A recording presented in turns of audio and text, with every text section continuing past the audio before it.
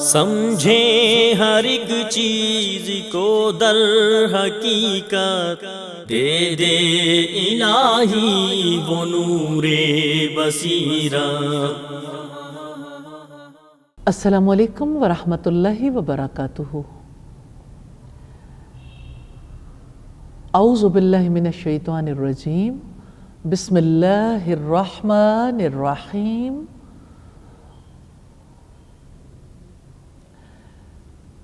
شعبان کا مہینہ کیا اہمیت رکھتا ہے؟ مہینوں کے بارے میں اللہ تعالیٰ کی کتاب کو دیکھیں تو ہمیں پتہ چلتا ہے کہ جب سے آسمان اور زمین بنے ہیں مہینوں کی تعداد 12 رہی ہے۔ قرآن حکیم میں رب العزت کا فرمان ہے، ان عدۃ الشہور عند اللہ 12 شہرا فی کتاب اللہ یوم خلق السماوات والارض منها 4 حرم ذلك الدین القیم فلا تظلموا فیہن انفسکم۔ بے شک اللہ تعالیٰ کے نزدیک مہینوں کی تعداد کتاب اللہ میں 12 مہینے ہیں۔ جس دن سے اس نے آسمانوں اور زمین کو پیدا کیا ان میں سے 4 حرمت والے ہیں، یہی سیدھا دین ہے، سو ان میں اپنی جانوں پر ظلم نہ کرو۔ تو ان 12 مہینوں میں 8واں مہینہ شعبان ہے، جس کے بارے میں سیدنا انس رضی اللہ تعالی عنہ نے فرمایا، نبی صلی اللہ علیہ وسلم کو ماہ شعبان میں روزے رکھنا بہت پسند تھا۔ یہ روایت مسند احمد کی ہے۔ شعبان کے مہینے کی فضیلت کے حوالے سے پہلی بات ہے کہ آپ صلی اللہ علیہ وسلم اس میں روزے رکھنا بہت پسند کرتے تھے۔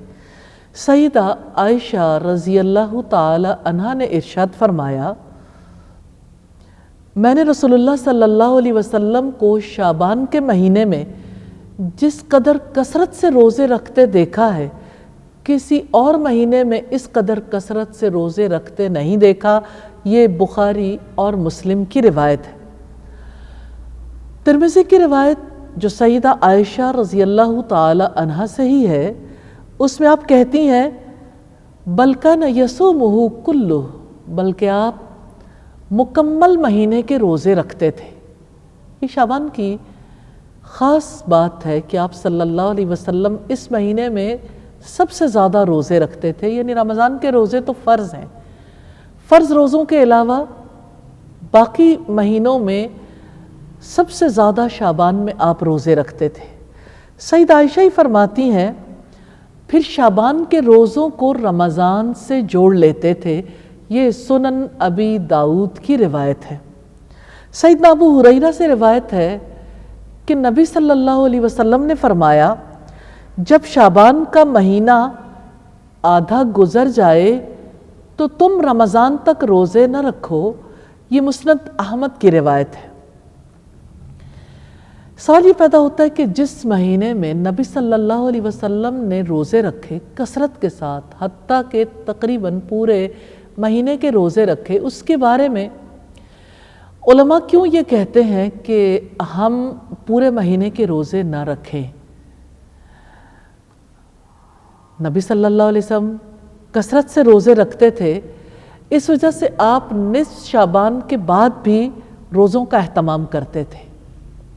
حافظ ابن حجر کہتے ہیں کہ امام نووی کا قول ہے کہ جو شخص نفلی روزوں کا عادی نہ ہو اسے نصف شعبان کے بعد روزے نہیں رکھنے چاہیے۔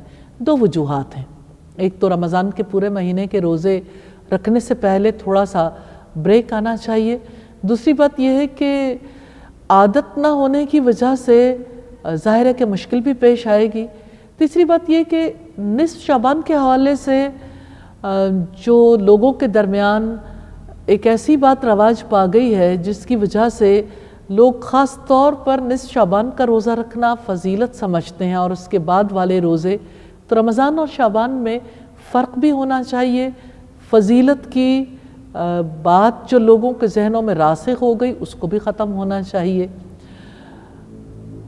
تو ہم دیکھیں گے شعبان کے حوالے سے شعبان کی فضیلت اور اہمیت کس اعتبار سے ہے۔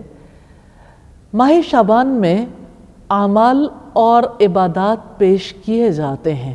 سیدنا اسامہ بن زید رضی اللہ تعالیٰ عنہ نے رسول اللہ سے دریافت کیا، یا رسول اللہ، کہ اے اللہ کے رسول صلی اللہ علیہ وسلم، آپ جس قدر اہتمام کے ساتھ ماہ شعبان میں روزے رکھتے ہیں، میں نے کسی اور مہینے میں آپ کو روزے رکھتے نہیں دیکھا۔ آپ نے فرمایا، رجب اور رمضان کے اس درمیانی مہینے یعنی شعبان سے لوگ غفلت برتتے ہیں، جبکہ اس مہینے میں اللہ رب العالمین کے حضور اعمال اور عبادات پیش کیے جاتے ہیں۔ تو میری خواہش ہے کہ میرا عمل روزے کی حالت میں اللہ کے حضور پیش ہو۔ ماہ شعبان کی اہمیت کو چار چاند لگ جاتے ہیں جب ہم یہ حدیث پڑھتے ہیں کہ نبی صلی اللہ علیہ وسلم نے فرمایا کہ اس مہینے میں اعمال اور عبادات پیش کیے جاتے ہیں۔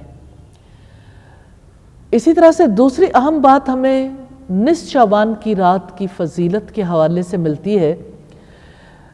نبی صلی اللہ علیہ وسلم نے فرمایا، یہ سلسلہ احادیث صحیحہ کی روایت ہے 1144 نمبر پر، کہ اللہ تعالیٰ نصف شعبان کو اپنی مخلوق کی طرف جھانکتے ہیں اور تمام مخلوقات کو بخش دیتے ہیں، ماں سوائے شرک کرنے والے اور بغض رکھنے والے کے۔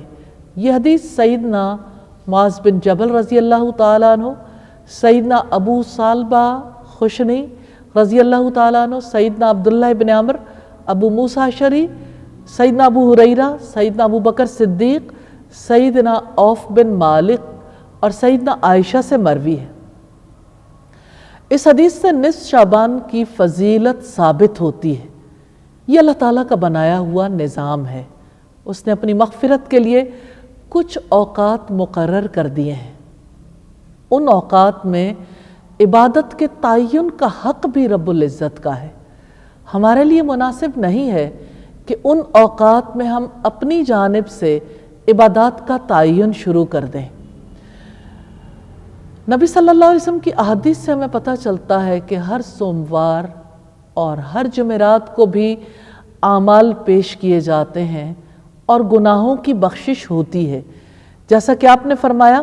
سیدنا ابو ہریرہ رضی اللہ تعالی عنہ سے روایت ہے، جنت کے دروازے کھولے جاتے ہیں پیر اور جمعرات کے دن، پھر ہر ایک بندے کی مغفرت ہوتی ہے جو اللہ تعالیٰ کے ساتھ شرک نہیں کرتا، مگر وہ شخص جو کینہ رکھتا ہے، اپنے بھائی سے اس کی مغفرت نہیں ہوتی، اور حکم ہوتا ہے ان دونوں کو دیکھتے رہو جب تک مل جائیں، ان دونوں کو دیکھتے رہو جب تک مل جائیں، یعنی جب مل جائیں تو ان کی مغفرت ہو۔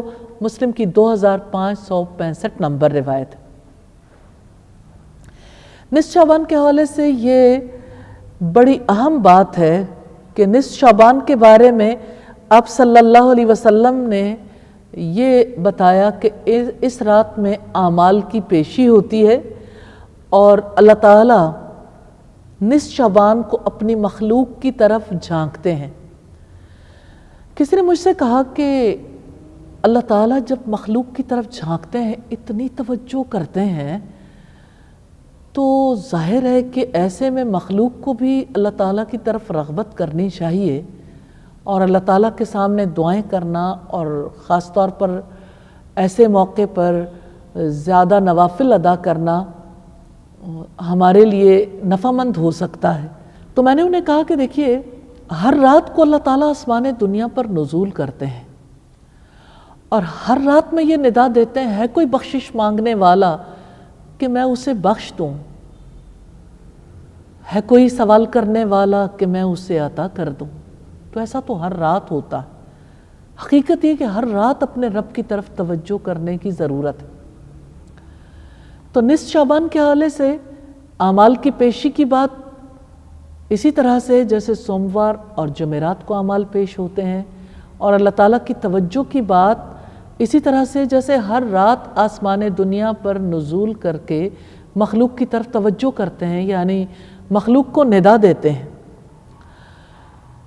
جہاں تک بخشش کی بات ہے تو ہر رات بخشش کی ندا دی جاتی ہے۔ تو نصف شعبان کی رات کی فضیلت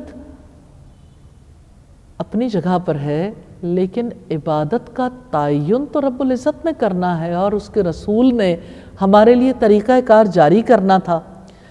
اب صلی اللہ علیہ وسلم نے جو ارشاد فرمایا کہ جنت کے دروازے کھولے جاتے ہیں، تو یہ دروازے جو ہیں پیر اور جمعرات کے دن کھلتے ہیں اور ہر بندے کی بخشش ہوتی ہے۔ تو پیر اور جمعرات کو اسی لیے روزہ ہے، لیکن اس کا یہ مطلب نہیں ہے کہ پیر اور جمعرات کو روزہ ہے تو اب چونکہ نصف شعبان کی رات فضیلت والی ہے تو اس میں ہم خود ہی روزہ رکھ لیتے ہیں، یعنی اس کی صبح کو۔ تو نبی صلی اللہ علیہ وسلم تو نصف شعبان سے پہلے بھی روزے رکھتے تھے، بعد میں بھی روزے رکھتے تھے۔ اس وجہ سے آپ صلی اللہ علیہ وسلم کے طرز عمل کو خاص طور پر نصف شعبان کے حوالے سے کیا جانے والا عمل نہیں قرار دیا جا سکتا۔ اسی طرح سے نصف شعبان یعنی لیلۃ البرات، شب برات جسے کہتے ہیں، اس کی حقیقت کے بارے میں جاننے کی ضرورت ہے۔ لیلۃ البرات یا شب برات، اس نام کو جب ہم قرآن حکیم میں دیکھنا چاہیں یا حدیث رسول میں دیکھنا چاہیں، صحابہ کرام کے اقوال میں دیکھنا چاہیں، یہ نام نہیں ملتا۔ یہ نام بے اصل اور بے بنیاد ہے۔ تو یوں ہمیں یہ پتہ چلتا ہے کہ یہ نام بعد والوں نے خود ہی رکھ لیا۔ ہم آگے چلتے ہیں تو اس کے بارے میں بھی دیکھیں گے۔ سر دست ہم ان اعمال کے حوالے سے دیکھتے ہیں جن کو شعبان کے نام سے موسوم کیا جاتا ہے۔ ماہ شعبان کی دعا کے حوالے سے